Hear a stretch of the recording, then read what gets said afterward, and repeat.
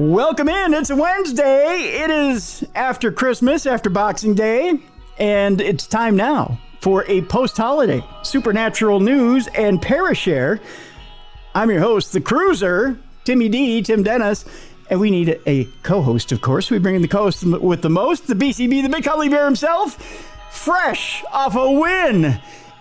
Actually, he was an enemy in his own territory. The BCB, the Big Cuddly Bear himself, Beer City Bruiser. Bruiser, how you doing? I'm doing great, and I'll talk about it later in Ziggy's picks. We really weren't the enemy. You weren't? You'll be surprised when we get there. Okay, all right. We'll talk about it when we get there. I'm excited to tell that story, and it was a fun time, and I'm excited to see what you got for us today, because post-holidays, we got to have some good stuff. There's some interesting stories today, Bruiser, I got to tell you. There's a little overload of AI today, I'm not going to lie. AI was busy during the holidays. Evidently, they knew the humans were taking a break. So we do have a little bit of an overload of AI stories today. Oh, great. Yeah, I know. I'm sorry, my friend. Interesting alien stories as well today. We've got one Bigfoot story we'll weigh in with. And, of course, we do have a Parashare story today. Oh, well, thank you to whoever listener sent that. Yeah, so Mark weighs in yet again. He thinks it's a Parashare story. So, and we will be the judge of that. That's right. And we do have a lingering candy story. It's okay, because candy's good any time of the year. Of course, you probably got some candy in your stocking from the holiday. Yeah. Oh, yeah. So we'll talk about that as well. But it does have to do with pixie sticks. So obviously it's from Halloween. So we'll deal with that as well. But first, let's jump into the alien news, if we will. A video shows a UFO hovering over Air Force One during President Biden's last LA visit. Okay, that's going to be interesting. I hope there's video or a picture of it.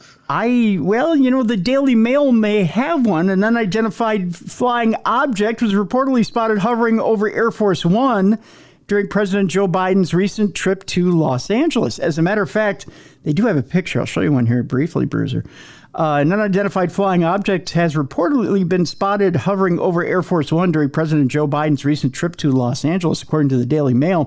Footage sent to the website shows a spherical white or silver object above the president's plane several times as it flew near Los Angeles International Airport, which multiple witnesses claimed to have seen. It's worth noting that the plane shown in the photo shared by Daily Mail has a rear engine, unlike the 747 plane typically used by the president. Now, wait a minute. A UFO has a rear engine? Yeah, that we haven't heard that before. Yeah.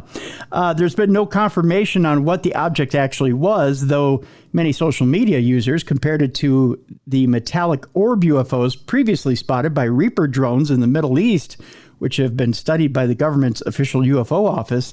In January, the Office of the Director of National Intelligence revealed details behind more than 150 previously unexplained UFO sightings, among the 366 reported to the Pentagon since March 2021 in a report obtained by NBC News.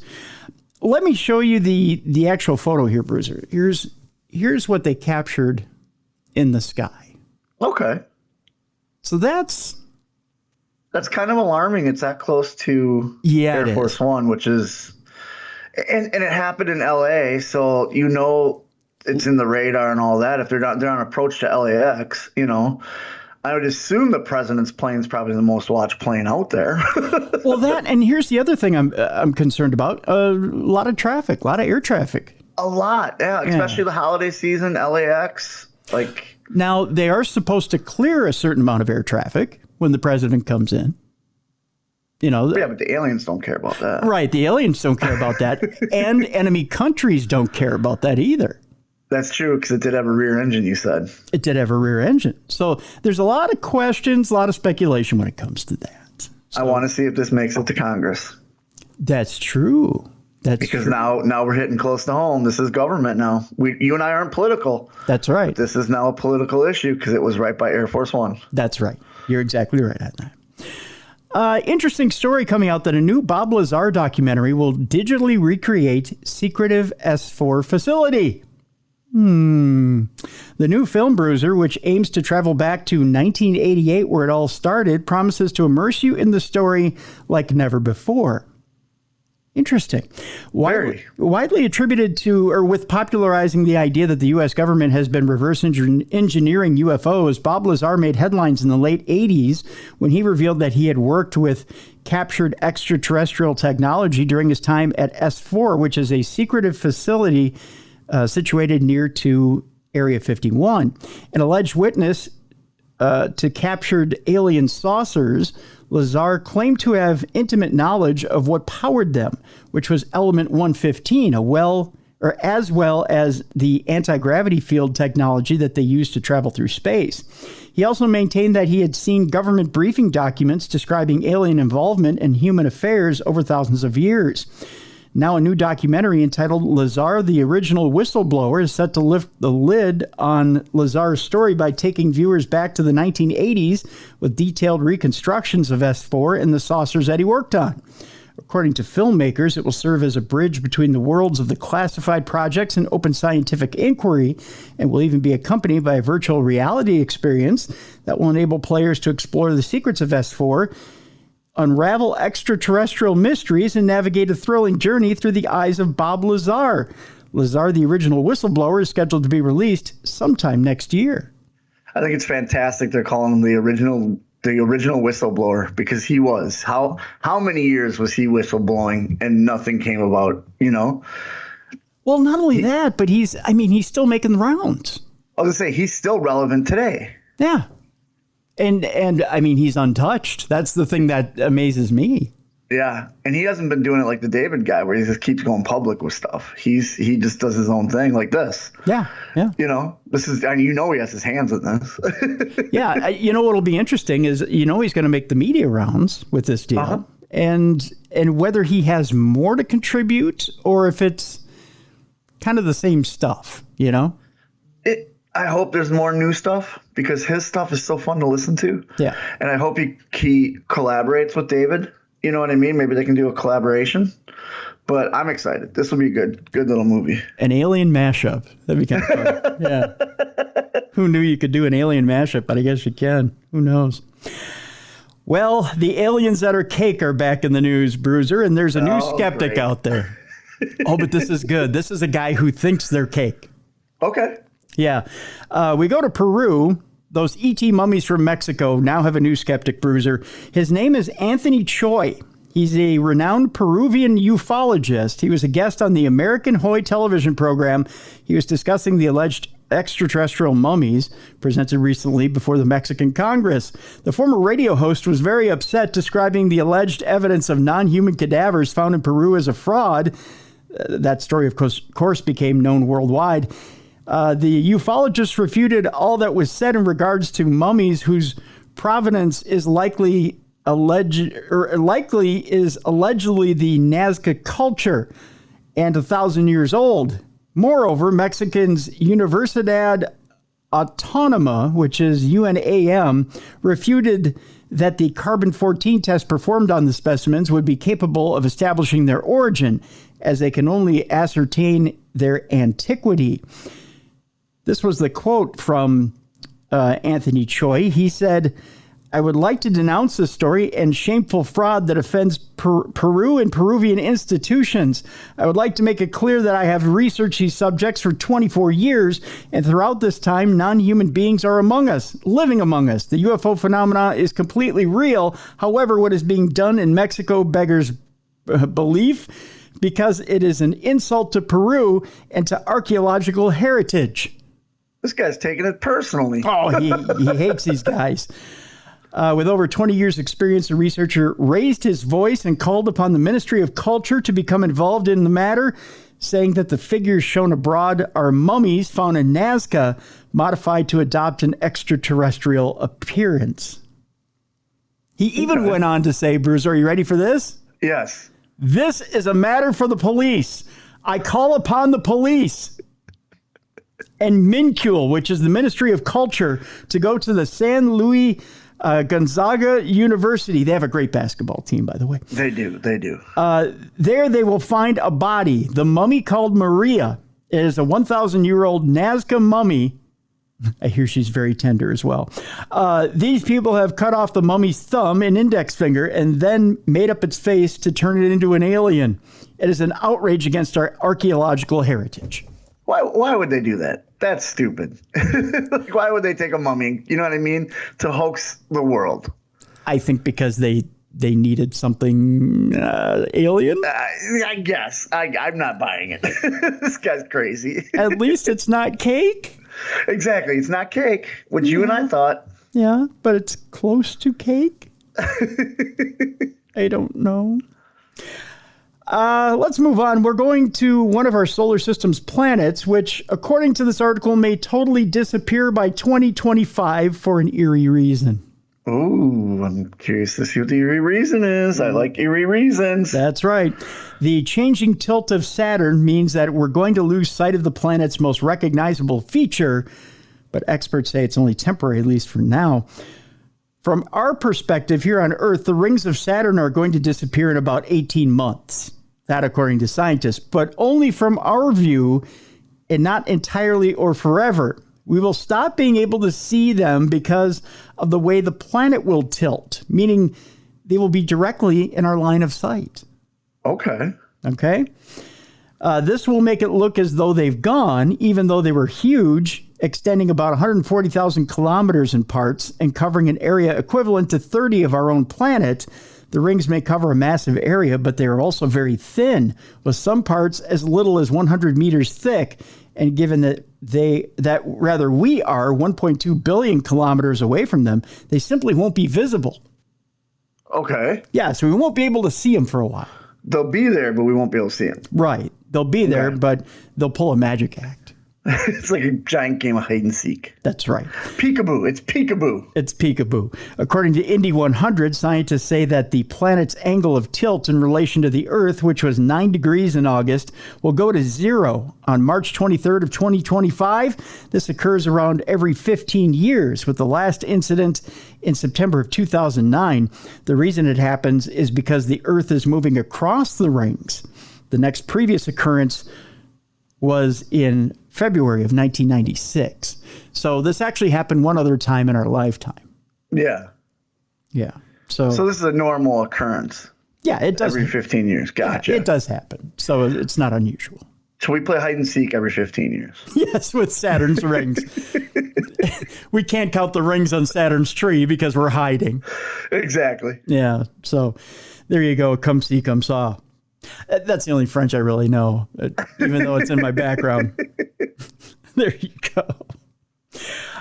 One more story before we head to break here on the alien side of things, and it's having to do with Christmas. Did you see any aliens over Christmas by chance? No, I didn't. No, but again, I live by an airport, so the sky's always full of lights and whatnot. And it was extra busy this time of year. So. Oh, I bet. Well, with everybody flying around this Christmas, yeah. Yeah. You can actually go out my front yard when I take Ziggy out, and you can see the line of them waiting to land. So. Do you ever point up in the sky at random lights and tell kids it's Santa Claus and they should get to bed? I should start doing that. All my kids are old enough now, so. My dad used to do that to us. So really? Yeah, so we go to bed. We'd be on the way home. This is what reminded me, and I'll real quick. So we would be home. This reminded me, I was watching Midnight Mass, and I thought to myself, I really should stop being a heathen and go to Midnight Mass on Christmas. And I'm looking up in the sky, and I went, I remember when my dad used to point out random airplanes and go, "There's Santa." And it would be the one red light. And he'd say that would be Rudolph, and we need to get home because Santa's on his way. Okay. So there you go. Whenever we questioned my dad, he'd come up with some way. Like there's one time, well, Santa's always landing on a roof. How come there's never footprints? Then one year, guess what? Reindeer footprints on the roof. Really? Don't know how. Can't explain it. Wow. See, so our dads knew what they were doing. Yeah. See, they came up with ways. That's for sure. Well, you may see more UFOs and aliens around Christmas for a very, very bizarre reason, Bruiser, and that's this. Christmas may be the most wonderful time of the year for some, but for others, it's a time when alien life shows up. At least that's what's reported. December sightings of what they say our UFOs seem more common than they do any other time of the year, and there may be a good reason for it. The good reason is this. With fireworks and light spectacles flagged up more often than not, according to UFO Reporting Center Technical Director Christian Stepien, twice a year the company sees a slight uptick in potential sightings, and the holiday season certainly heralds its fair share of alleged alien encounters. I don't know that I buy fireworks as being a UFO. I don't either. It's so quick. Yeah. Speaking to the Daily Beast at the time, Ron James of MUFON said, we do have a slight uptick twice a year in the summer and around the holidays. There's a few reasons why people might be paying more attention. They might be off work. They're doing family activities and things they don't normally do. So there's more possibilities for people to encounter things. Then, of course, there's always Santa Claus and the reindeer. If there's an uptick, I can understand that because there's a lot of people out during Christmas time shopping and doing things that might be looking up in the air, so I can understand if that's it. Further research from ufology reported a significant increase on Christmas Day with 75 reported cases over 2021 alone. Chris Rutkowski of ufology said most were simply lights in the sky, and yes, some were a single red light flying overhead followed by a string of others. An airplane. You think? Yep. Historic sightings around the holiday period have been reported as early as Christmas of 1965. That airplane, I'm telling you, Bruiser, it was that airplane. Wally Schirra Jr., who was aboard the Gemini 6 spacecraft orbiting Earth, claims to have seen an object heading from north to south, entering and re-entering the atmosphere. He wrote at the time, we have an object, looks like a satellite going from north to south, probably in polar orbit. Looks like he might be going to re-enter soon.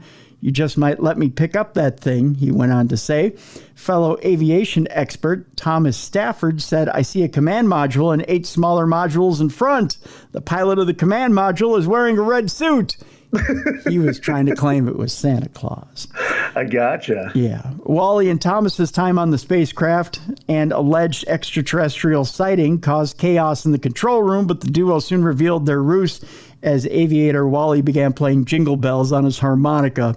Mr. Stafford said that Wally came up with the idea. He could play the harmonica, and we practiced 2 or 3 times before we took off. But of course, we didn't tell the guys on the ground. In the case of practical and actual sightings of UFOs during the festive season, Ron James added, my feeling is that there's an actual increase in phenomenon occurring.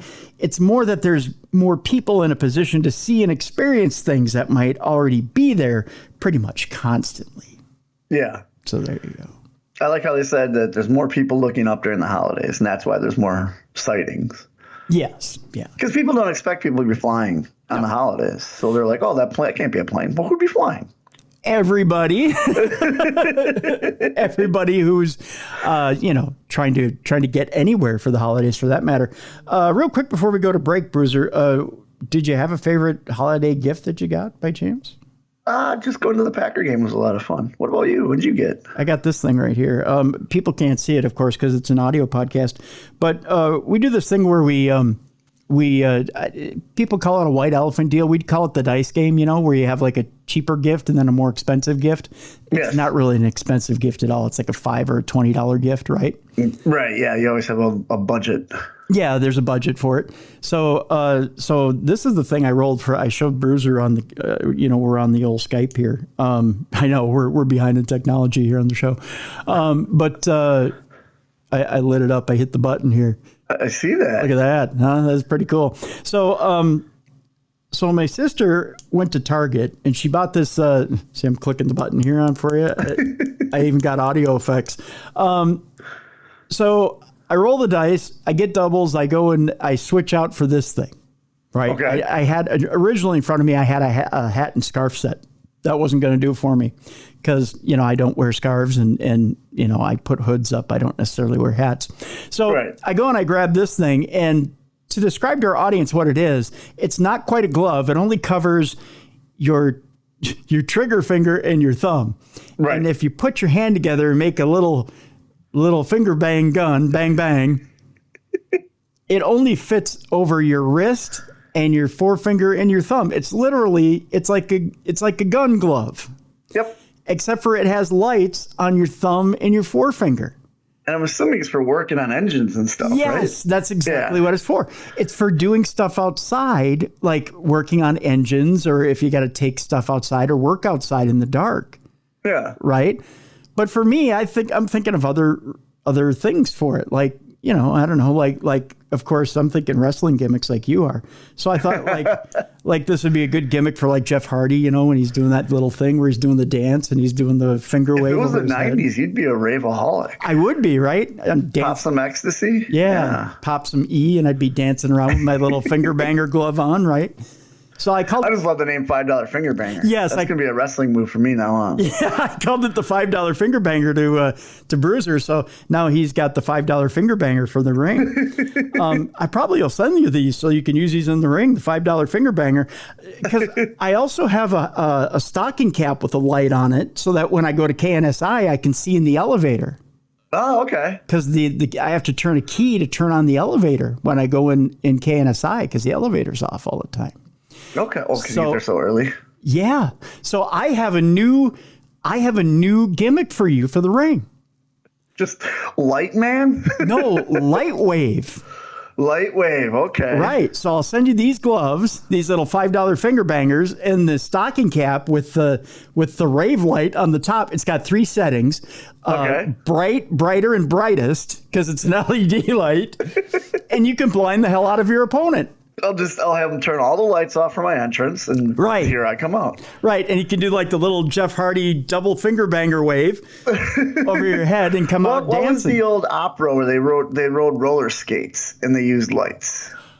Do you remember that? The old play musical? I don't know, but I remember Dazzler from X-Men, and that's the only thing I can think of. It's just you coming out. I forget what it is. Maybe one of the listeners will tell us, but I could use that soundtrack as my entrance music. Oh, that's true. Yeah. Because it's a 70s disco theme. And it was with lights and roller skates. Are you thinking of Jesus Christ Superstar? No. Something else. I don't remember. So a listener will email you. I'm sure. Yeah. Tim@darknessradio.com. By the way, we've got Parashare coming up a little bit later in the program, and we'll. But yeah, Tim@darknessradio.com. If you remember what the opera is, it's like Starlight something. I forget. It'll come to me when we're off the air, too. Okay, yeah, sure. All right. But, so Bruiser will have a new gimmick with these $5 finger bangers that light up on your finger. Yeah. I've had a few $5 finger bangers in my time. So. And I'll give you one of these. Hey. Yeah, so there you go. That's it. So that was my big Christmas gift that I got. Loved it. Yeah, you can get these at Target, I guess, in the $5 bin. So there you go. Just walk up and ask the guest services, hey, where are the $5 finger bangers? And if a lady comes walking out from the back room, go, no, sorry, my bad. No, they'll probably kick you out of Target. You probably end up on Dumb Crimes, Stupid Criminals. So, probably. Yeah, so that'll be fun. We look forward to talking about you. That's right. Coming up in the second half of the program, AIO. There's quite a few AI stories after the break. We've got Parashare, like we said. We're checking in with Sasquatch. We're going to do that. And, of course, you know what? Bruiser, we didn't do predictions for 2023. Do you got a couple? We didn't. I can come up with some. All right. We'll come up with, I tell you what, we'll come up with 5. Okay. All right. We'll come up with 5 after the break, because we have a Baba Vanga has predictions that came true in 2023. We'll come up with some for 2024. Perfect. How does that sound? We'll do that after the break. You're listening to Supernatural News and Parashare. It's a Supernatural News Wednesday with the Cruiser and the Bruiser right here on the best in paranormal podcasting. This is Darkness Radio.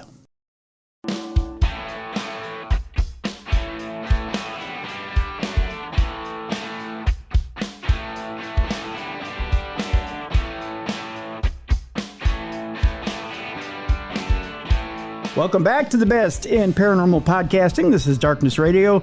I'm your host. I'm the Cruiser. It's the Bruiser right over there taking you home on a Wednesday. We got Boston, we got Iron Heather, and it's a post-holiday cruise. We're taking you home. That's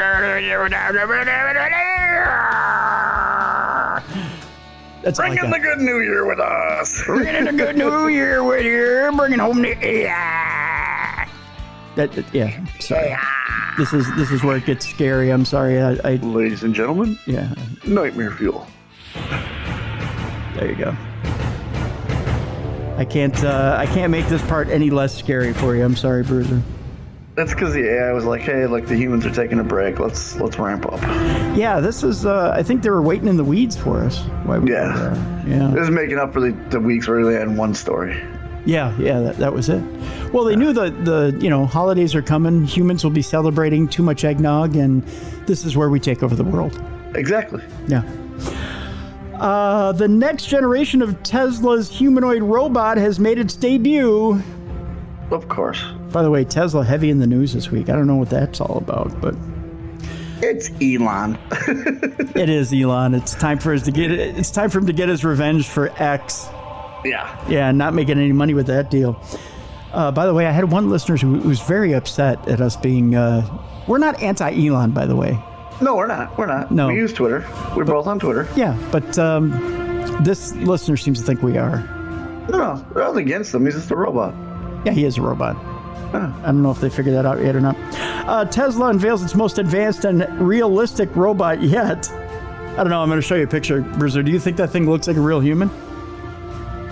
Actually, yeah, it does. A little bit. It looks like what they catch motion capture with for video games. Yeah. Tesla, the company known for its electric cars, solar panels, and batteries, has also been working hard on developing humanoid robots that can perform various tasks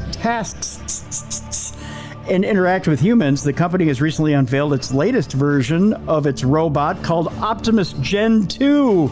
Oh, it sounds like a Transformer. I love that he's stealing from the Transformers. He's going to get sued for that. Yeah, he is. Which is lighter, faster, smoother, which sounds like a BM, and more capable than its predecessor. Optimus Gen 2 is the second generation of Tesla's humanoid robot.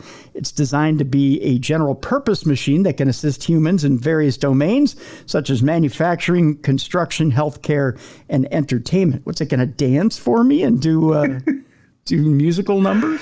It's going to sing and dance. I guess. The robot, by the way, stands at 5 feet 11 inches tall, so you can look it in the eye, I guess, when it kills you. I don't know. Weighs 121 pounds, Bruiser. That's it, huh? Yeah, that's it. You'd think it weighs so much more. You would think. It's 22 pounds lighter than the previous version, in case you want to wrestle. Well, thanks. Yeah. Thanks. They cut out the unnecessary fat. I guess. It can also run at a speed of 5 miles an hour, which is 30% faster than before. 5 miles an hour, that's it. Can run faster than me. Yeah, that's true. Runs faster than me, too. It has I don't even run anymore, so there you go.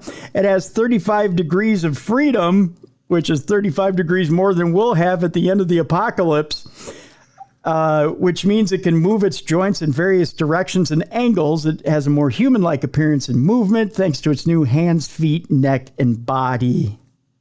Yeah. So scary. Creepy. The robot's hands have 11 degrees of freedom and are equipped with tactile sensors and faster actuators, which allow it to manipulate objects with more precision and dexterity, like when it needs to break your neck. Yeah, exactly. So look, it's got dexterity. It can break your hand with both hands. By the way, in case you need to know, the robot's feet have a more natural shape and have more force and torque sensors and articulated toes, so it can break your neck like a monkey. Yeah, it can step on your head. Yeah. That enables it to balance better as well and walk more smoothly. And again, break your neck like a monkey. Mm-hmm. The robot's neck is unbreakable. It has 2 degrees of freedom. I hate that they call it 2 degrees of freedom. I do too. Which is more freedom than my neck ever had after it was broken. I was going to say, I don't even think I have 2 degrees of freedom right now. Yeah. And can tilt and rotate its head, which gives it more expressiveness and flexibility. So it can do that tilt the head thing when it goes to kill you. Yep. The Michael Myers. Exactly. Yeah, it can do the Michael Myers thing when it goes to kill you. The robot's body has integrated electronics and wiring, which makes it more streamlined and robust. It also has a new white color scheme so it can flex its superiority to you. So there you go. That's Tesla's new humanoid robot. They're going to load up the AI and make it racist. That's right. It's already racist. It's already a white guy. But, they want to really show you it's racist, so they give you the white side of it, so to speak. Speaking of the white side of Tesla, my Tesla left me stranded on Christmas Eve, according to this person. Of course it did. And it never held a charge in the cold. That sounds like a white Tesla. I was going to say, that's a Tesla. That's a Tesla for you. A Tesla driver shared a video of his car battery charge remaining stubbornly constant for 2 hours despite being plugged in. Dominic Natty shared a short clip of his Tesla S stranded in the cold with just 19 miles left on the battery. Despite being hooked into a charging station, the charge remained the same. That's a good Led Zeppelin album, I believe. Yeah, the charge remains the same. Yep. It's a great song by NSYNC. It is, yeah. Throughout his TikTok video, the same frustrating warning message appears on the Tesla display screen reading, "Battery is heating. Keep charge cable inserted." That's what she said. Dominic said in the clip, "It's 19 degrees outside. I have 19 miles before the battery's dead." He said, "Yesterday I tried this and it said to wait for the battery to warm up. I've had the car running with the climate control. I tried to charge it at my house. It won't let me. So there's no way to charge this battery or let it warm up in the cold. So I'm going to try this and I'm going to show you." It just seems like it's worthless. The video then cuts to Dominic using a Tesla charging station to try and charge up his electric vehicle. "This is the message I get," he continues. "Battery is heating. Keep charge cable inserted. Okay, it's 1:11. The video then cuts to 2:11, exactly 1 hour later. The same battery heating message displayed, and with the charge still at 19 miles. By the way, the video then cuts to 3:03 p.m. Bruiser. Almost 2 hours later, when the situation is still unchanged, he then delivers the kicker, adding, "And it's Christmas Eve." Oh, that's a kick in the dick. Yeah, it is. TikTok users reveled in slamming Elon Musk's electric supercars. "Turn the car over. It will have a reset button. You need a pin to push. Hold it for 5 seconds, joked one user. Another simply wrote, "Have you tried not owning a Tesla?" A third said, "What a surprise. We haven't been struggling with regular starter batteries in winter for the past several decades." So there you go. Here's a pencil, stick it in the wheel, and just keep turning until the tape comes back. That's right. That's right. Meanwhile, there we go. The FTC has banned Rite Aid's use of AI facial recognition over lack of consumer protections. Really? Okay, I heard this was a big debate. Yep. The Federal Trade Commission on Tuesday banned Rite Aid from using facial recognition powered by AI or artificial intelligence for surveillance purposes for 5 years, Bruiser. Wow. Yeah. Following charges the retailer's use of AI lacked appropriate safeguards and falsely tagged customers as shoplifters.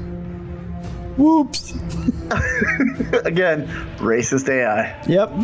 In a complaint filed in federal court, the FTC argued that Rite Aid used AI-based facial recognition tools to identify customers who may have engaged in shoplifting or other problematic behavior.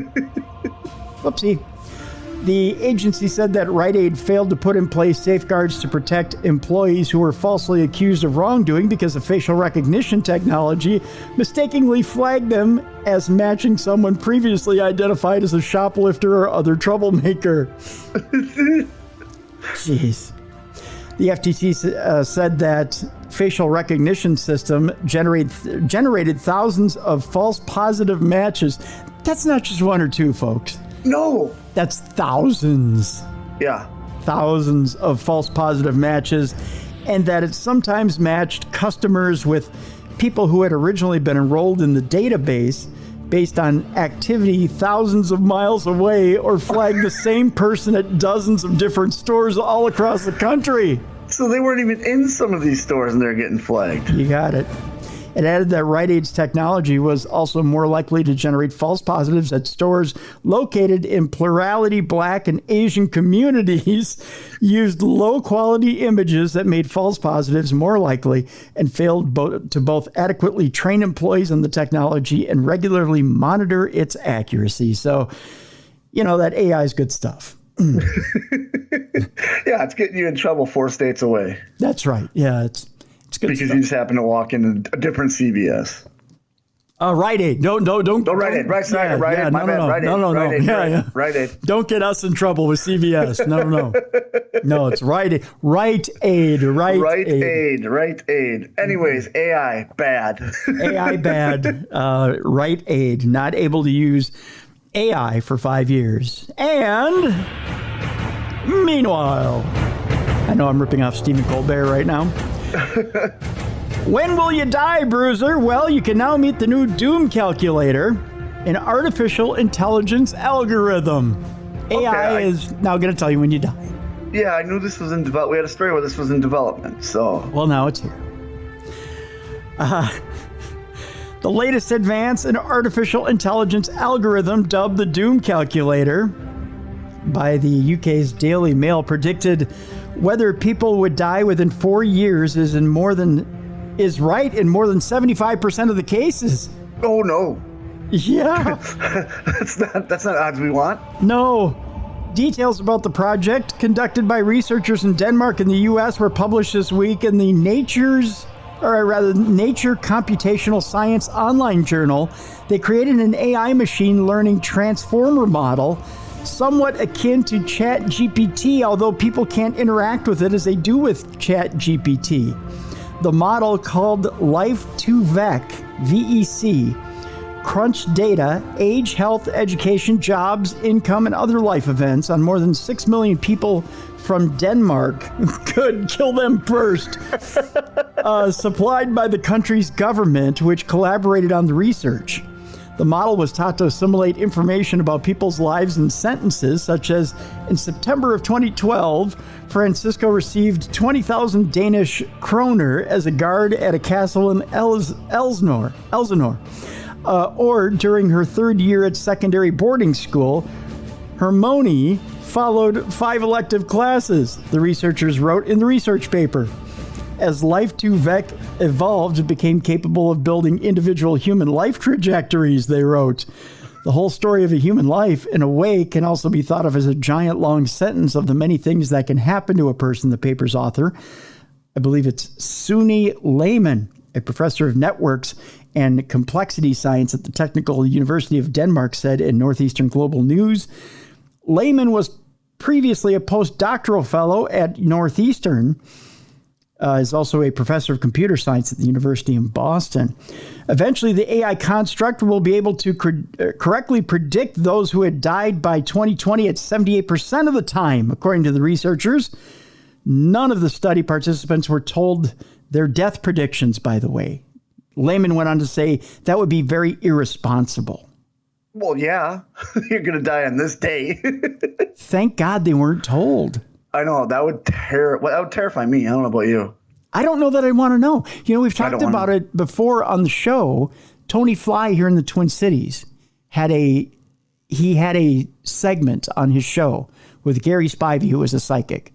Yeah. Called "Do You Want to Know When You Die or How You Die?" How you die, yeah. Terrifying segment. Don't want any of that. Some factors associated with earlier deaths were having a mental health diagnosis, being male, or having a skilled profession. Having a leadership role at work and a higher income were associated with longer lifespans, believe it or not. The program would predict personalities and decisions to make international moves. This model can predict almost anything, Lehman went on to tell the Post. Yeah, I wouldn't want to know at all. Keep that to yourself. Yeah. No, thank you. Would that change the way you live your life? Yes, most definitely. Me too. Yeah. It would change trajectories. Most definitely. Yeah. No. Yep. I'm changing right now. Speaking of changing right now, we're on the verge of 2024. Of course, this coming weekend, New Year's Eve. Okay. Yeah. Do you make resolutions, Bruiser? Yeah, I have every year. We make a list as a couple what we want. Now, are they It's more goals than resolutions. Yeah, are they goals or resolutions? Yeah, it's goals, because I think I told you off air. Triple H had said something good, where a dream is something you can never get because it's a dream, where a goal is something you can work towards and achieve. Which is a great statement. It's a great quote. It's a great thing to live by. Yeah. So we do goals, not resolutions, which they're essentially the same thing. But well, no, resolutions I think are more pie in the sky. Because you can say, my resolution for this year is I want to lose 40 pounds. Well, 40 pounds is a huge amount of weight. Yeah, people don't understand what goes into that. Yeah, but to say I'm going to lose 10 pounds this year, well, that's a goal. Yeah, we have goals that we put out. And in fact, we're probably going to do that next week, because we usually do it around New Year's Eve. We sit down, we'll come up with 10 goals as a couple we want and 5 goals individual. Yeah, exactly. Well, there's a psychic that's out there that's not Nostradamus that has actually hit some pretty decent predictions on the head and has been the one that's been alive in the last 100 years. Yes. Baba Vanga has a record of predictions out there that have been somewhat accurate. Baba Vanga is known as the Nostradamus of the Balkans. Is believed to have strong visions and is said to have gained her powers after she lost her sight during a deadly storm. Ooh, okay. Yeah. So that's definitely an origin story. Yeah. Yeah, it is, isn't it? It's almost comic book-like. The late Bulgarian mystic Vangelia Pandeva Gustarova, otherwise known as Baba Vanga, has had many predictions attributed to her. Some of those include Indira Gandhi's assassination in 1984 to the election of an African American as the 44th president of the United States. Loyal disciples of the clairvoyant have taken it upon themselves to convey her prophecies, as there is no written record of them. However, some of her supposed divinations about 2023 seem to have come eerily true. Others, not so much. Baba is also known as the Nostradamus of the Balkans and is believed to have had strong visions that 85% are believed to be correct. Wow. Yeah. The clairvoyant is said to have gained her powers after she lost her sight again during a deadly storm when she was a child. It was reported that she was swept off of her homeland in Bulgaria, which caused her to get too much sand in her eyes. I've had that happen at the beach, but it never gave me any clairvoyant powers. I'll tell you that much right now. I wish it would. Here's what Baba Vanga got wrong. What did she get? Okay. Baba is said to have predicted the emergence of so-called designer babies grown in laboratories, with parents being able to select and reject their physical traits. Okay. In December of 2022, biotechnologist Hashim Galili, released an 8-minute long video that presented a laboratory purportedly able to incubate up to 30,000 lab-grown babies per year. The project, dubbed Ectolife, does not yet exist, but those troubled by genetic engineering or indeed eugenics have reason to be concerned by the facility's as of yet hypothetical elite package offering, which allows prospective parents to edit any trait of their baby through a wide range of over 300 genes. Baba's prediction then is worryingly plausible, but not yet quite correct.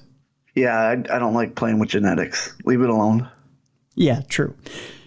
She also predicted a devastating nuclear disaster. Bob is also said to have predicted a major nuclear power plant explosion in 2023 that would see toxic clouds settle over Asia. Thankfully, that hasn't happened. Yet you could say it was supposed to be a disaster akin to Chernobyl in 1986.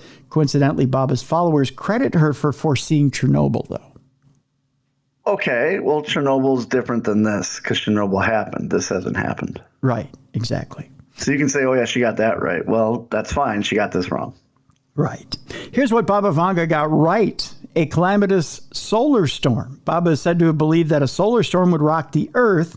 Solar storms occur when disturbances on the sun emit solar flares and large clouds of highly magnetized plasma interfering with the Earth's end up interfering with the Earth's own magnetic field.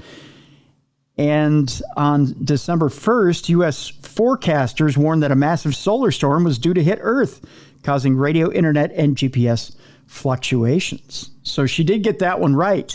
That's as far as the article goes. So she's 1 for 3. 1 for 4? Yeah, 1 for 4, 1 for 3. So she's batting 25%. Our own pups bat better than that. I was going to say, she's not psychic then. That's not 70%. That's right. That's not 70%. Evidently, she's quoted for other things, and supposedly she's at 85%. But I don't know. They don't quote any more than that for the article.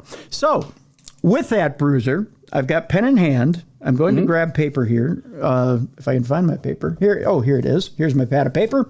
I'm going to write down 5 predictions from each of us for 2024, and we are going to see whether they come correct in 2025. Okay.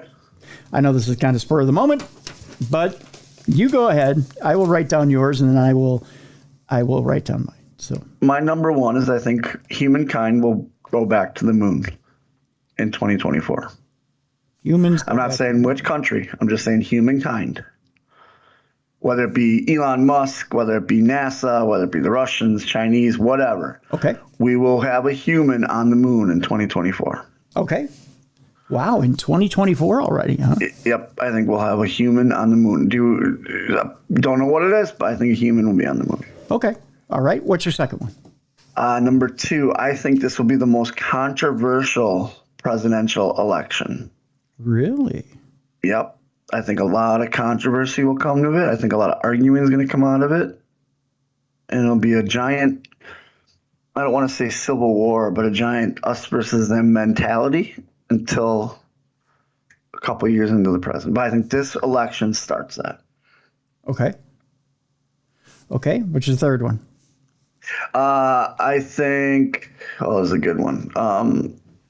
The third one, I think the war in Ukraine and the war with Israel and Hamas all die down, and both sides go back to peace.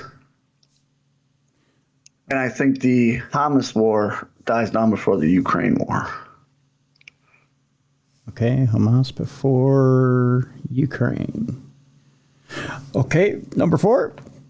Number 4, I think the 2024 Super Bowl will be the most watched Super Bowl of all time. 2024 most watched Super Bowl. Okay, and number 5? And number 5, I think there's a breakout artist out there that's going to release a song that unifies our country again instead of separating it. Really? Don't know who the artist is, don't know what the song is, don't know the genre. But I think it's going to be one of those, like a Jelly Roll moment, where a song just comes on and everyone feels the same thing. And it doesn't split us like those other songs that came out. Okay. All right. So those are the 5 that Bruiser has 5 predictions that Bruiser's made for 2024. Let's see. What am I going to pick here? Let's see. What am I going to do for predictions? I like your election deal, but I'm going to go one step further with it. For 2024, are you ready for this? Oh, yeah. People are going to hate me for this prediction. But I really do feel in my heart of hearts, and this does not, now folks, I want you to realize this does not have anything to do with the way I vote. This has nothing to do with political bias. This is just the way I see the landscape. All right. I think that based on the Colorado decision, other states are going to now try to move to get former President Trump off their ballots. Okay. The Supreme Court is going to step in and overturn every single one of those states and their rulings. Okay. With that being said, President Trump will be allowed to run in the election, but somewhere in there, someone will try to file and make the 2024 election invalid, which will cause a huge uprise.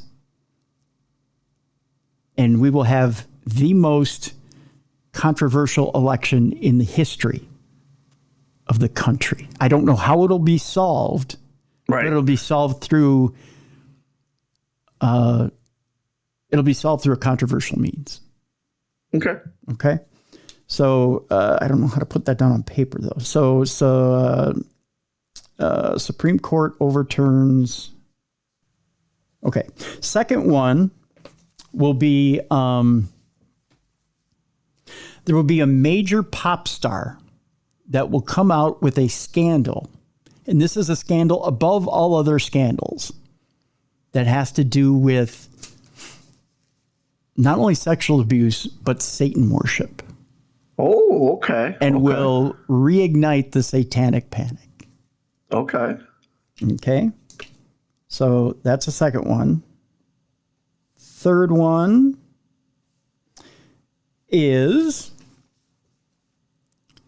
there will be an astronomical event this year having to do with a meteor hitting the Earth that will cause minimal damage, but it'll be enough to shake people's confidence in this so-called, system where they shoot a rocket into space and knock meteors off. Yeah. Okay. So something will hit Earth in 2024. Okay. Okay. So meteor hitting Earth. And it will shake people's confidence in the rocket system that we've been talking about. Okay. So it'll do minimal damage. Minimal damage. Fourth, we'll find out that China has operatives within our United States government. And I'm talking within Congress. You're talking like spies? Yes. Okay. And I'm talking within the Senate, representatives, all the way down to maybe even your local level. Okay. I'm talking. You think they're infiltrating the whole system? Yep. I think that you'll find out in 2024 that it's not just scientists they've gone after. I think you'll find out that China has begun to infiltrate American government. So they've been training young politicians, and now they're introducing them. Yep. Gotcha. And they're finding that it's not just the economic system that they can get a hold of, or the scientific system that they can get a hold of when it comes to banking. Now they can introduce young politicians, and they can sway young politicians over to their side. Okay. And I know some of our audience is going to say, "Oh, well, they've been doing it all along. It's called blah blah blah blah." No, these are actual. You think it becomes public? Yes. Yep. I think it's public. It comes out that there are actual paid, trained Chinese operatives that are working within government. Gotcha. Okay. Yep. Actual paid Chinese operatives. And the fifth one.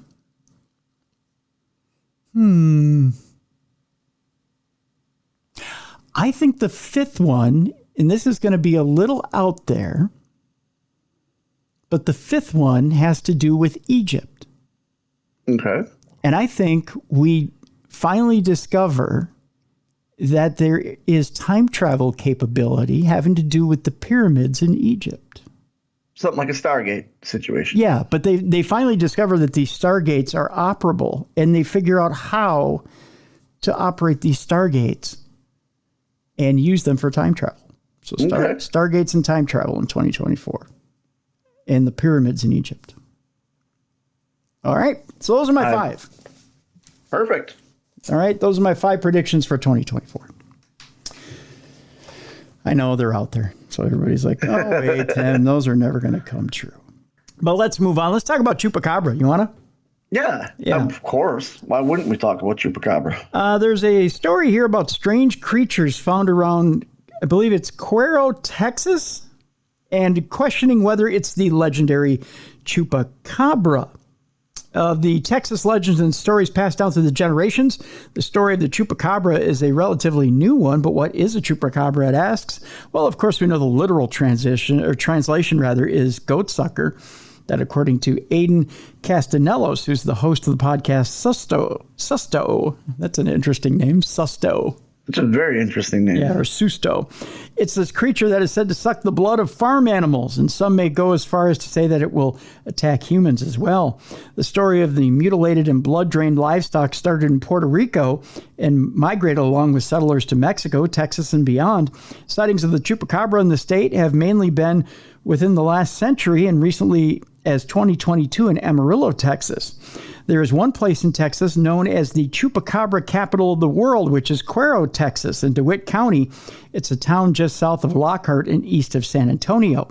Mayor Sarah Post Meyer says Cuero's old nickname has been replaced by others. DeWitt County was designated Wildflower Capital of Texas by the Texas legislature because there are close to 3,000 different species of wildflowers, according to Post Meyer.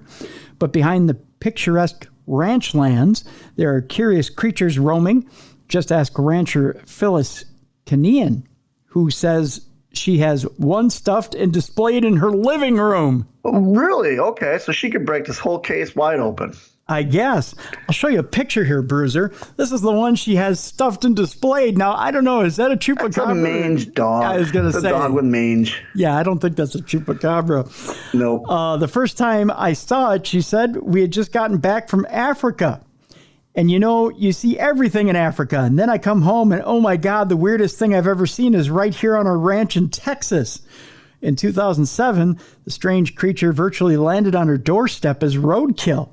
I drug it out of the road because I didn't want anybody driving over it, and I laid it on the feed sack and took a picture. And as they said, it went viral. The beast on display is hairless with black leathery skin, canine features, and bright blue eyes. The legs in the back are longer than in the front, giving it an unnatural arch. And its lower jaw is much shorter than its snout. About a year later, another sighting in DeWitt County would go viral. Corporal Brandon Riedel of the Sheriff's Department caught a creature on his dash cam running along a fence line. The video shows a small black canine-type animal. It looks smaller but similar to the one Kanian encountered, and both look large enough to take out a goat. Domino Perez says there's another reason the chupacabra brings up the imagery of a dog. The symbolism in the chupacabra is actually quite powerful, she says. Perez is a professor in the Department of English and Center for Mexican American Studies at the University of Texas in Austin. The way that men often characterized as dogs, and that, you know, that idea of sucking you dry, either emotionally, physically, sexually, Perez said. So don't go out at night where you might encounter some dog that's going to do this to you and leave you. Wow, someone's a little oppressed. Yeah. Someone's like angry. I guess. The canine features of a chupacabra really depend on who you talk to. Xavier Garza is the author of the illustrator of the book Creepy Creatures and Other, is it Cacais, I believe? I tell people, to some, the chupacabra walks on two legs, is a green alien from outer space that drinks the blood of goats, Garza said. It has like almost a half human, half creature type appearance to it. Perez has a theory about the genesis of this alien appearance. I think they can be a reflection of the anxiety about immigration, or about the anxiety, again, of the alien, the foreign coming into a community and changing it in some way, Perez went on to say. Here's a picture, Bruiser, of what he thinks it looks like, an actual drawing. It looks like a kid's drawing. It does look like a kid's drawing. The worry of community integrity is prevalent throughout history. A direct line can be drawn to the lessons learned from Spanish conquistadors in Montezuma. Fear of the unknown or the stranger can be seen in folklore as well, mixed with the cautionary tales warning children to obey their parents and everyone to just stay home when it's dark. Garza has written about both versions of the chupacabra, though for him, one is more recent. And this goes back to that video when they caught an alleged chupacabra being chased by a patrol car. Now, all of a sudden, chupacabras looked like some sort of hairless monster dog, Garza said. He also remembers the one that Phyllis Kanian found on her property. Before taking it to the taxidermist, she collected DNA specimens and sent them to multiple labs. The results came back virtually the same. It's on the paternal side, Mexican wolf, and on the maternal side, it's a coyote, right? So it's like, how do we have coyote and wolf mixed, Canyon said. Though it's uncommon, wolves and coyotes can and have bred in the wild, but they don't look like creatures captured on the patrol cam or found on Canyon's ranch. For her, there are still many questions left unanswered. I can see it being a coyote-wolf hybrid. I can too. But it looks, the one that she has is definitely a dog with mange. It does look like a dog with mange. But yeah, they say the DNA is both wolf and I don't know. I think it's probably something that nature mixed up. Yeah. I don't think it's so much. Two animals got together, get the bounce go wow, and that came out. I think so. Yeah, I think you're right there. Let's talk briefly about Bigfoot and the reasons we may rarely see them. Nick Redfern has an interesting article out there that I'll put a link up to at Mysterious Universe, so you can read a little more in depth too. But he's stating in this article that the reason that we may not see Bigfoot all the time is that they live in caves. Okay. And they only come out when they need to? Yeah. He's saying that there's another race of hairy humanoids that are known as the Ntewo. Both types of creatures that he's citing here. And they live in a southeast corner of Sri Lanka. And before they were assumed extinct, they were constantly at war with another race of creatures. And these types of creatures were fairly small, around 4 to 5 feet in height. They would share a liking for living in deep natural caves and caverns, had a love of fresh raw meat. They were not totally savage, however, as evidenced in their apparent use of primitive stone tools. It was not their constant warring with each other that wiped out the Ntewo or their unnamed furry foes. However, it was man. Reportedly, the last of the Ntewos were killed in a violent confrontation at a cave in the Katagorama Hills. A very similar story was told to an explorer named Frederick Lewis, a story that suggested that the Ntewos were long gone. In this case, the account came from one Desan Hami, whose grandfather reportedly helped build a large bonfire at the mouth of the cave as a means to kill the creatures by smoke inhalation. I wonder why they wanted to kill them. Just because they didn't know what they were? I think so. He goes on to talk about different deep cave-dwelling monsters, per se. And he says, interestingly, just like Bigfoot in the United States, another deep cave-dwelling, quote-unquote, monster, the Yeren, comes in a variety of colors. So they talk about different color Bigfoot, different color creatures, if you will, like the Yeren. Okay. The hair has been described as red, brown, black, and even on a few occasions, a dark black. As for its human male to about 8 feet, there are a number of cases involving colossal mountain monsters in excess of 10 feet. So he's saying a lot of these different legends from around the world could be mistaken for Bigfoot. Okay. And that Bigfoot could be a cave-dwelling creature. So what I'm going to do is I'm going to post this article in the description of the program so that you can get a good look at it. It's kind of a lengthy article, but there's some interesting theories in here as to why Bigfoot and the reason why you see Bigfoot disappearing so quickly and you never really see Bigfoot's remains, or why you never see Bigfoot out and about quite often. It's because they're in the caves, and that's where they survive, and then when they die, obviously it's in the caves, and right, and that they actually exist deep within the earth. Yeah, which could make a lot of sense. You know, they come out and they smell the way they smell. Caves don't smell good. No, they don't. No. Yeah, and you're right, they don't. With that, let's go to Parashare. All right. Yeah. By the way, if you have a Parashare story for us, it's real simple. You just go and write up your Parashare story. You can send it to tim@darknessradio.com. If you have a voice note that you want to send us, it's real simple as well. Just go to darknessradioshow.com, the website. On the right-hand side, there's a blue button. You just click that button. You can leave us a 2-minute voice note. If you need more time, you click it a second time. Continue to leave us the rest of your story. I'll stitch those voice notes together. We'll air them right here on the show. Mark sends us a note today. He says, I know I sent a short Parashare just last week, but I recently ran into an old friend who was just reminded me of a crazy story from many years ago. Now, is this story paranormal? It's I'm happy he asked this. It's hard Me to pin. too. Yeah, it's hard to pin down exactly, but it certainly had that feel. It was definitely an unbelievable series of events. I'll let the listener decide. So here's the story. The fountain of my youth. This story takes place back in the early 90s, which would put me near the end of my teen years. At that time, I was working at my first real job, a cook and driver at the local Pizza Hut. I worked long hours and was getting over 90 hours per paycheck. Wow, he was working a lot. That's pretty good. Yeah, not bad for a young kid. One day, I was headed off to work, blaring my car radio. My car, unfortunately, had only a radio, so I set it to a top 40 station out of St. Cloud. As I turned onto the road that led past the river and into town, I heard a song 7 by the artist who was formerly known as Prince come onto the radio. That was the last thing I remember about the drive. My next memory was opening my eyes and feeling that I was drenched in sweat. As my eyes adjusted, I saw another strange set of eyes looking back at me. I quickly sat up. I was in the back of my car and a deer had been peeping through the window at me. As I sat up, he ran off into the woods. What the hell was going on? How did I get here? Why can't I remember anything? I hopped into the front seat and turned the key. Nothing. The battery was totally dead. I looked around but saw only trees.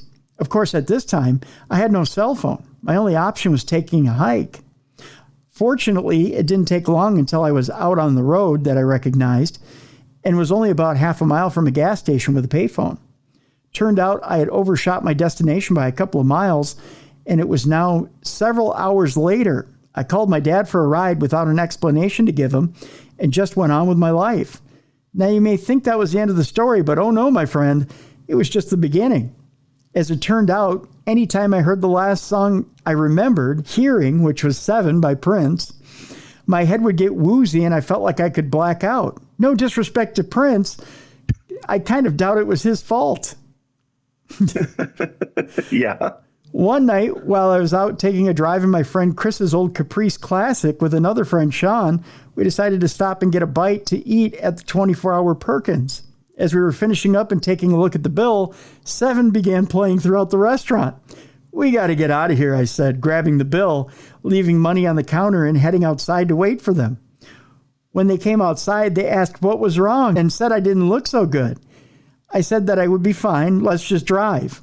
Chris headed the car toward downtown as I filled him in on what had been happening to me. We didn't make it half a mile when I said that I actually didn't feel so great and he should pull over so I could get some fresh air. He opted to pull over in front of a 4-block park near the center of town that had a large fountain in front of it. I got out to clear my head. It was a weird sensation, but I thought a few deep breaths would set me straight. Suddenly, Sean said, "Hey, quiet. You guys hear that?" I listened, and a second later, I heard a female scream. "Hello," he called out. Another voice called back faintly across the dimly lit park.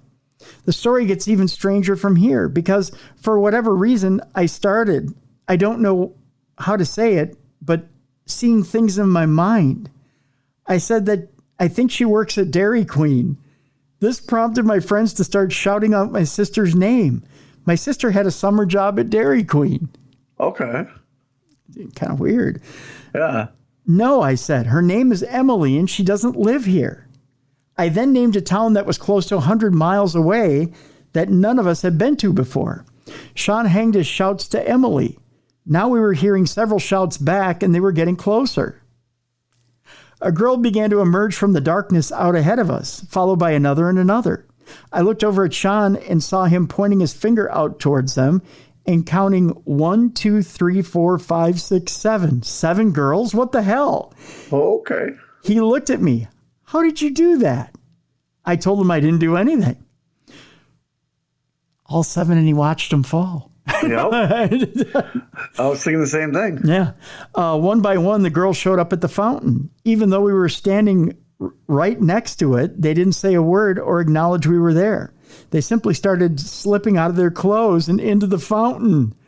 Oh, dude, I've had dreams like this. I think this is the 7 video happening right now. It is, I think. Sean and I looked at each other with mouths open.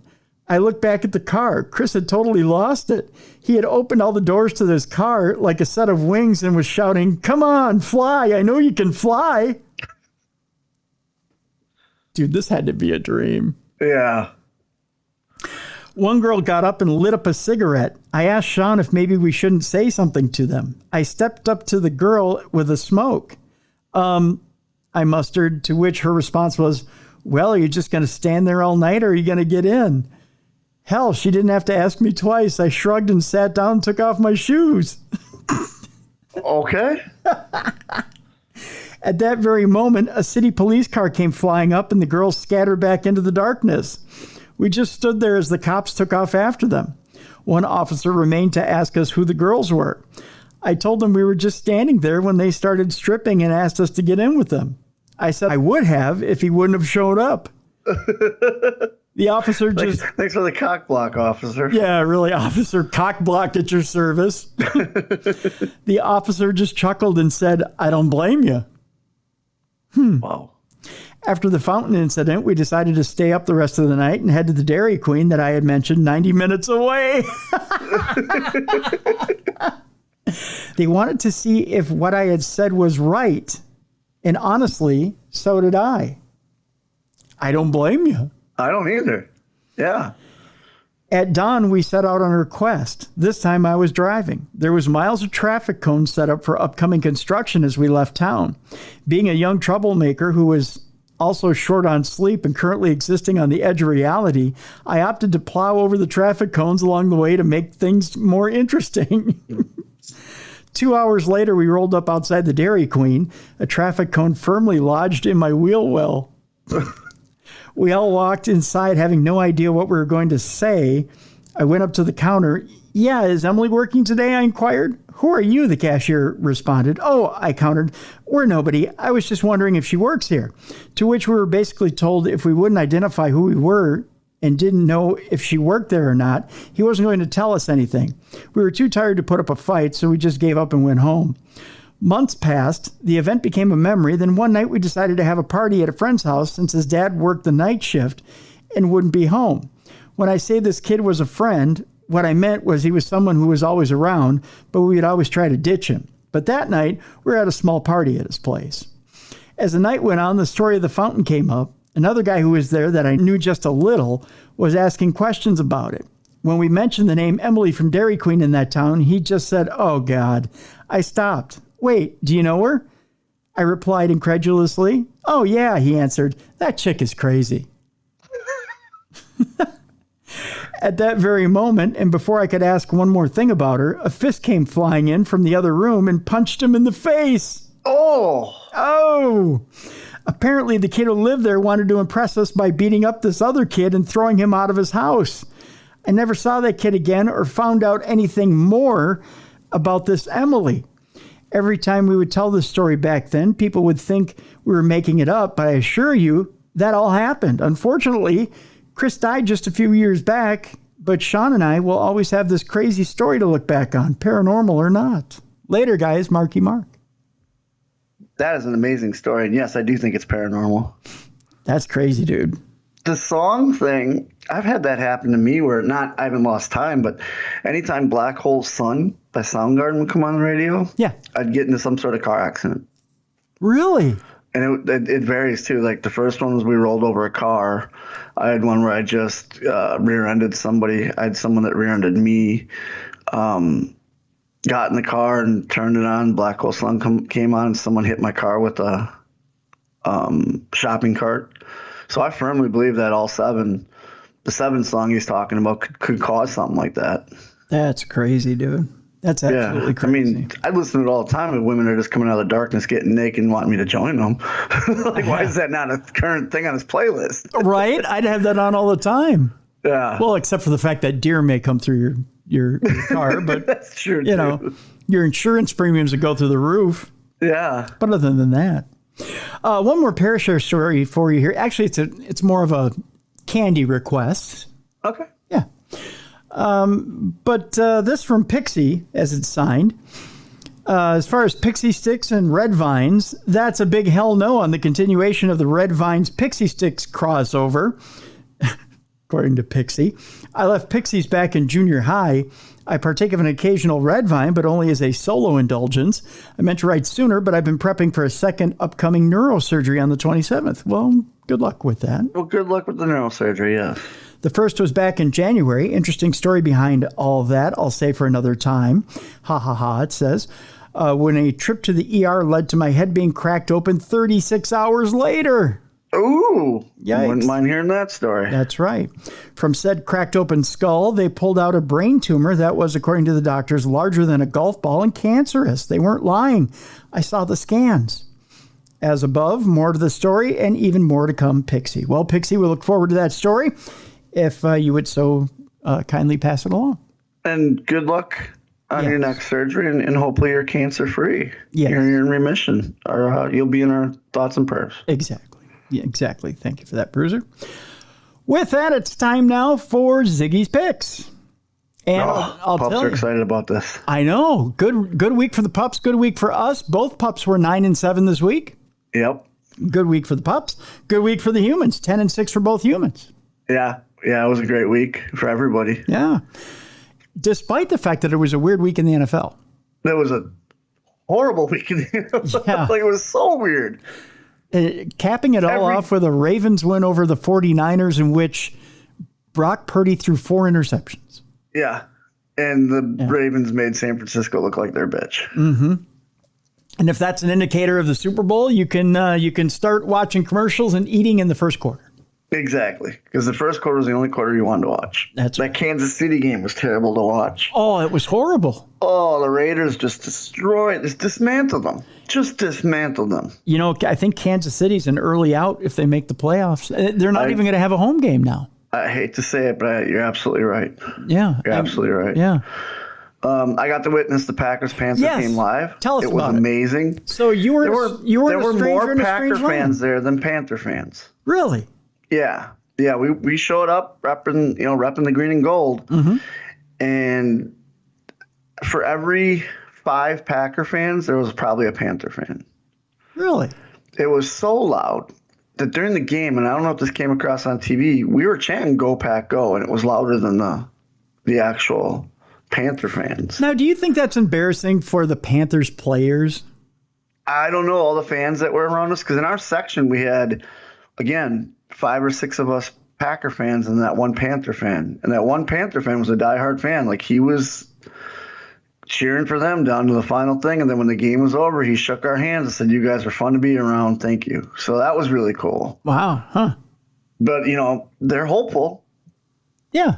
And, it was, but alive, it was just an amazing, amazing game. I was hoping that we went to overtime. That's how excited I was watching that game. Really? Yeah.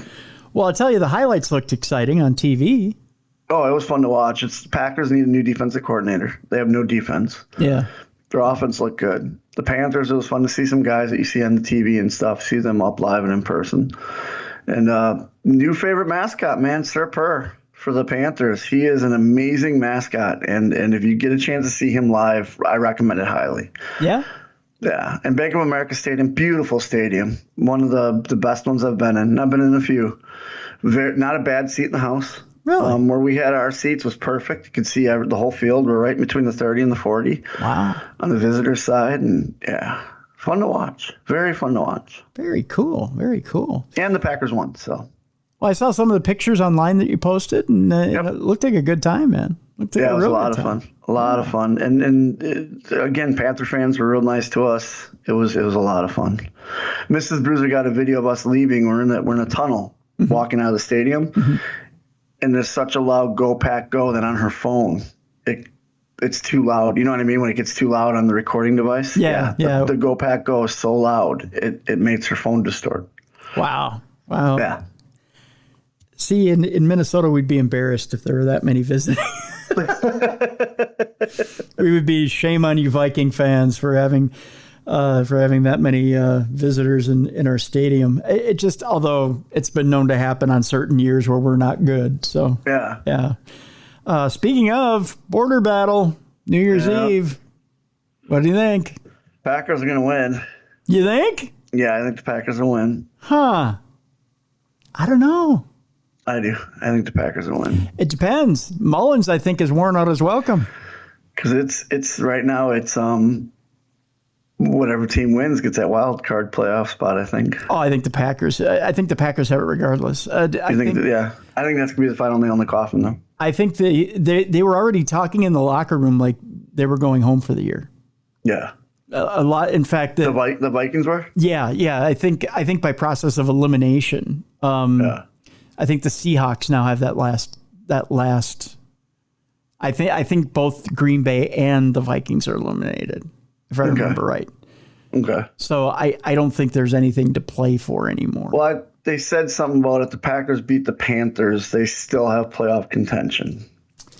But if Minnesota lost, and Minnesota did lose. Right, but I think something happened Monday. Was it Monday that knocked them both out? Because I saw at least for the Vikings it did. I don't know if that's true for the Packers, but I think for the Vikings it did because they were doing interviews Monday night with the players just saying, oh, blah, blah, blah, blah, blah. They were all talking like they're going home for the year. Gotcha. They said at least we have 2 more games, we could make it a good season, or we could try and win out. But they said they'd be home for the playoffs. So they're already playing like they know they don't have time left. So or they're not going to make the postseason. Which, if the Packers do have a chance, the Vikings are going to be the spoilers, just like the Lions were last year. I think the Packers will still win. I think they'll win by 3. The Vikings' last game is against the Lions. I have no confidence they win that game. Oh, no, they don't. And I had no confidence. Oh, you know what? They might because the Lions might rest their starters. I don't think they do. I think they play them for one half. Yeah. If I'm the Lions, I rest them. Because they're a strong team when they're rested. Knowing Dan Campbell, I don't think he does. Yeah. I think Dan Campbell has them tuned up for the playoffs. He's a fun coach to watch. Oh, God, yeah. Yeah. That Dolphins coach is fun to watch, too. I told my Michigan friends I'm rooting for your Lions. I know it's not realistic, and I know they don't want to hear this either. Guys, you're not going to the Super Bowl. No, you'll make maybe second round. Yeah. But my God, you're getting knocked out by Dallas or the Niners. Oh, Dallas won't knock them out. Dallas is a bunch of chokers. But, you'll beat Dallas. You might beat Philly, but I think I think San Francisco got that whooping put on them, and they know what they got to do now. Yeah, and boy, they're going to come out like a buzzsaw. I don't think they beat Philly.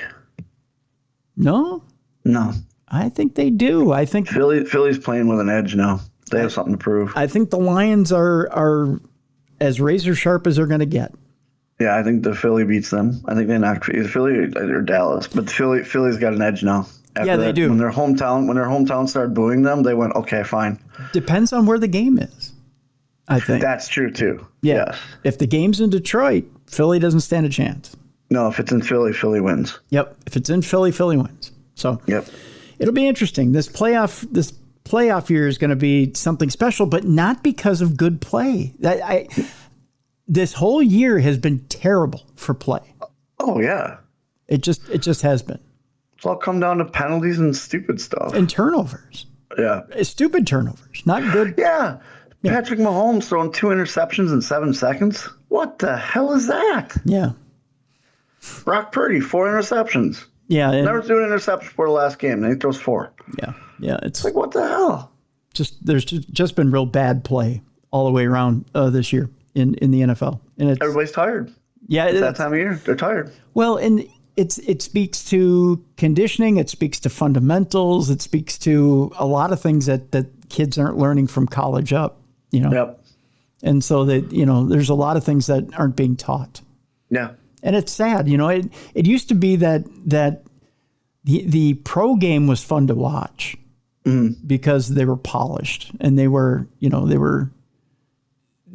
fun to watch because it was a hard hitting game, and it was a fun game to watch because they were the best of the best. And these guys that we're watching these days aren't the best of the best. No, they're all young. It's a young league. Yeah. So it's unfortunately but it's still fun, but it's not as fun as it used to be. No, this stuff like this makes it fun with the pups predicting and us doing that. And it makes the games fun to watch. That's true. That's true. So if you want to see how individually everybody picked this past week, you can go to darknessradioshow.com/Ziggy's Picks and or just click on the Ziggy's Picks button and you can see individually how everybody broke down their picks. And of course, we get our picks in just shortly before game time, so you can bet along with us if you'd like on your individual betting apps or however it is you choose to bet. If you choose to bet along with us, you can take money. So I have a friend who he takes one is Ziggy's picks and one of Talia's picks, and he puts money on them, and he's been in the green or in the black. Is that how it is? He's been in the black this season. Yep, in the black. So every week we get a package from the door, and it's him thanking the pups for the picks. Wow, look at that. Yeah. See? Yeah. Pups are making a little extra on the side. There you go. They are. I wish they'd make a little extra on the side from our advertising department, but that doesn't happen this year. All right, 2 last stories here, Bruiser. Okay. And then we are done for the day. Speaking of animals and cute videos, because we do have some cute videos of the pups on the page. If you go to darknessradioshow.com and Ziggy's Picks, you can see the pups making their picks. Cat videos. Okay. People are obsessed with cat videos. Mrs. Bruiser is one of them. And it turns out scientists are also obsessed with cat videos. Okay. It turns out our NASA scientists are obsessed with cat videos as well. And now Earth has just received a laser-beamed cat video from 19 million miles away. Oh, so aliens are into it too, huh? Yes, now aliens are involved in cat videos and nobody's getting any work done. Of course, because aliens just send us cat videos. That's right.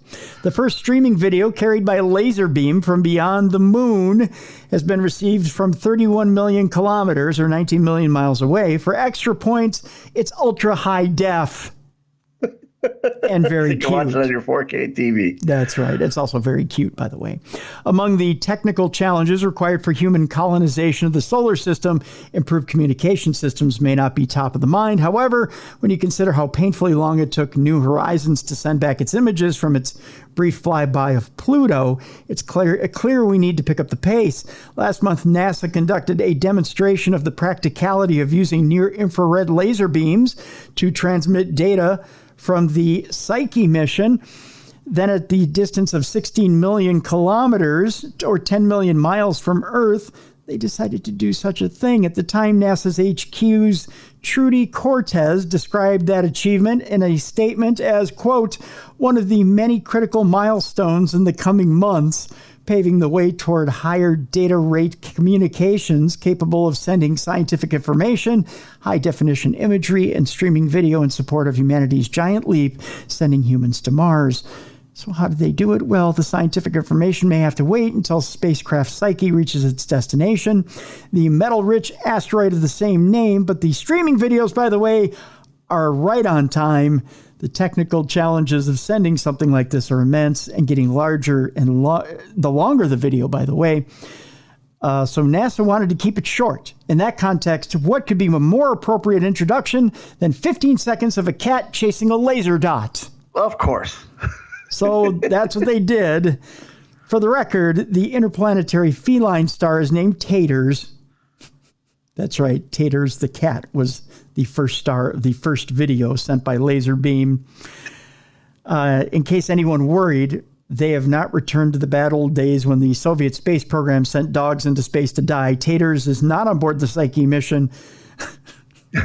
Instead, the video... Taters is okay. Taters was not harmed in the filming of this video. Instead, the video was filmed on Earth and uploaded to the spacecraft before it was launched. So Taters didn't go on board the spacecraft. The video did. Yeah, and then beamed back to Earth so that way you got your cat video beamed back to Earth on the spacecraft. The quote here is, this accomplishment underscores our commitment to advancing official communications as a key element to meeting our future data transmission needs. That was said by NASA Deputy Administrator Pam Melroy as she rubbed her hands evilly, thinking more cat videos from space, more cat videos from space. So there you go, cat lovers. You now have videos by laser beam. They now have figured out a way to intergalactically make us waste time. That's right. That's right. Now everybody at NASA can watch cat videos from space. Yep. Yeah. And finally, a woman has figured out the ultimate elf on a shelf prank to make her kids want therapy. Which I hate the whole elf on the shelf thing. Oh, you're going to love this one. Okay, I hope I do. I love when they show what happens to elf on the shelf with different things. So this one is the ultimate elf on a shelf mic drop. Okay. So here's the deal. Everyone knows about elf on a shelf. Mally in particular is the ultimate elf on the shelf prankster. Okay. I think she's figured out everything. I don't think she's done this one. Well, she can hear the story and do it. I'm going to send her this story. So she does this one to the stepkids. Yes. Because I think this one is the ultimate mic drop. So elf on a shelf, as we know, is a fun way for parents to get their kids in the spirit for Christmas. Little cheeky pranks with the naughty elf. But one mom has been slammed for taking it a step too far. And here it is, Bruiser. The magic elf, who usually does something naughty each night for children to wake up and find, is a tradition found in many households each year. But it can be tricky for parents to keep coming up with fun and inventive ways each morning to pose the little elf. However, one mom named Shannon Renee shared a photo online of an elaborate and sinister elf prank, but others are worried it's a step too far for the elf. I don't want you to spoil this, Bruiser, but here's the picture of it. Oh, goodness. Are you ready? Yeah. Oh, goodness. I love it, but oh, goodness. Isn't it good? Here's what the parent did.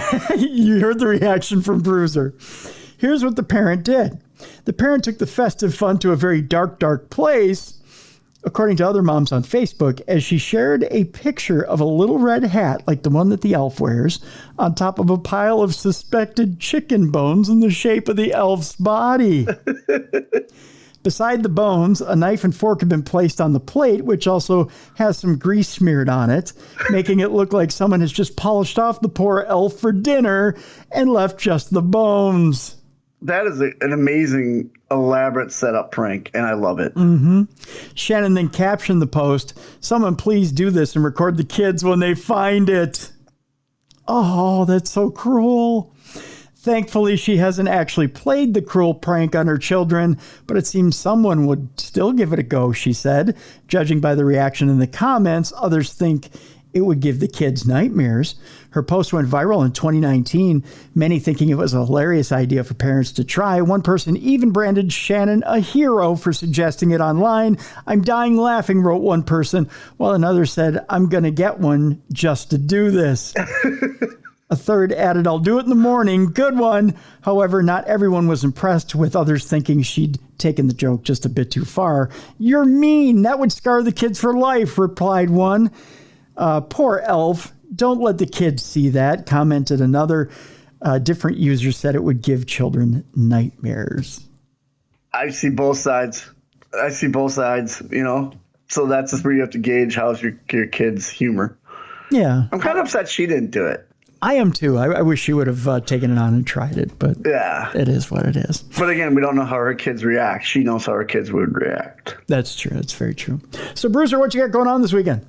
Getting ready for the new year.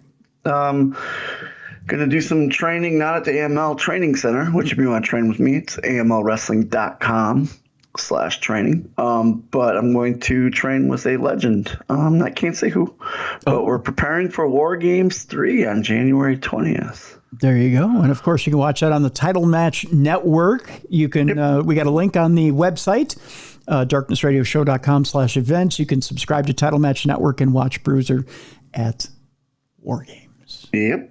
There you go.